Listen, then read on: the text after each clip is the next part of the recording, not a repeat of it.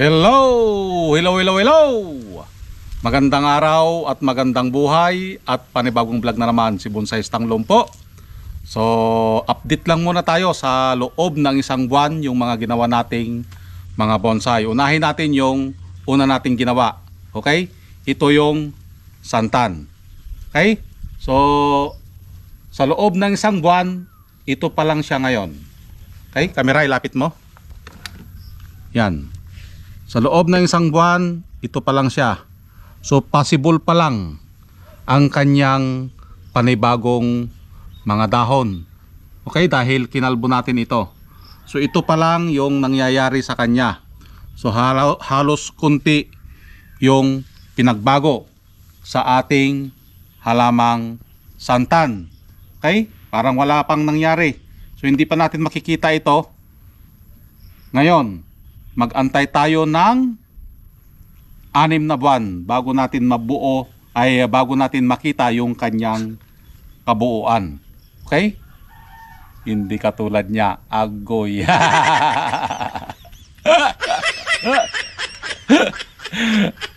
na buwan. Wala na, nasa piling na ng iba, agoy, agoy, agoy.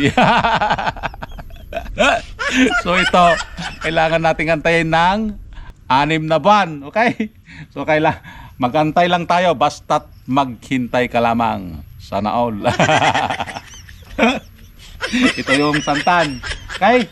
So mabubuo ito mga bare month na. Okay? Update natin ito. Isang buwan na ito, halos wala pang nangyayari. Halos possible pa lang yung kanyang mga dahon. Okay? So punta tayo dun sa kabila. Yung mulawing aso kung saan natin mga 2 weeks ago ang nakakaraan. Okay, so let's go. So ito naman na siya ngayon, yung ating mulawing aso 1 week ago. Ito na siya ulit. Nakita nyo na halos mabuo na yung yung kanyang mga tubo ng dahon. Okay, so ganun siya kabilis.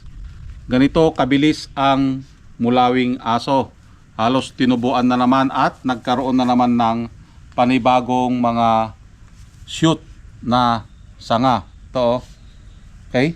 So nagpanibago ulit ang kanyang pagtubo ng kanyang mga dahon. So ganito kabilis ang isang mulawing aso. So iba't iba ang puno, iba't iba rin ang kanilang karakter.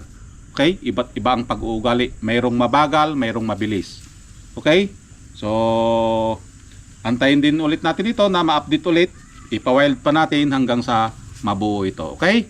So puntahan natin nyo doon sa kabila. Yung Argao, Taiwan at Kalyos at yung Picos, Texas na kinalbo natin noon. Okay? So let's go.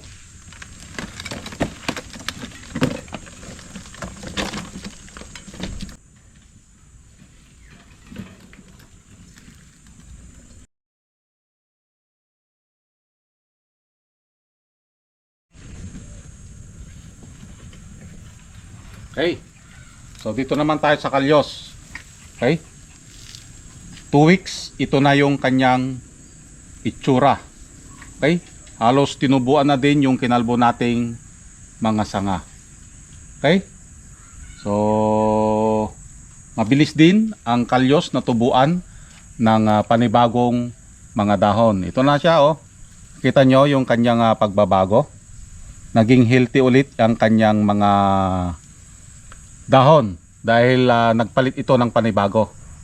Yan. So nagmukha ulit bonsai ang ating halamang Kalyos. Kailan lang natin ito? 2 weeks ago ang bago natin natapos na kalbuhin. At ito na yung kanyang pagbabago. Tinubuan ulit ng panibagong mga dahon at sanga.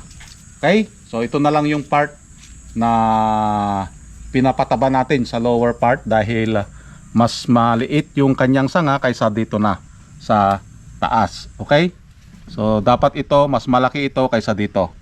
Okay? So ito yung palalakihin natin, papalarga natin. Kaya napansin nyo, hindi naman muna tayo nagputol dito. Okay?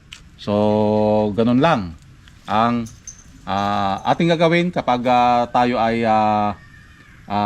magkalbo na.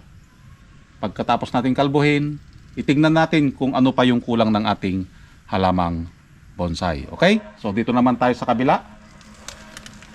Ito yung tinging na ginawa natin. Halos mag-wild na naman siya.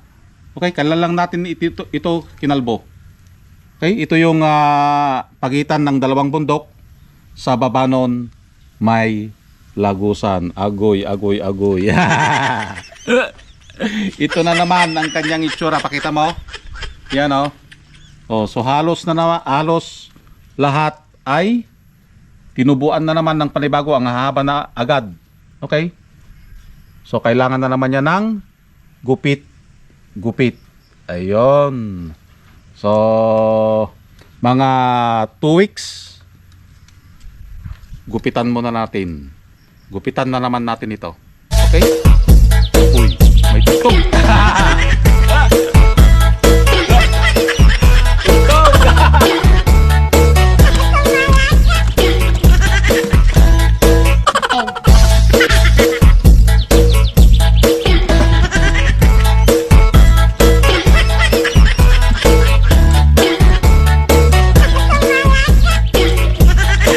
Seryoso kayo.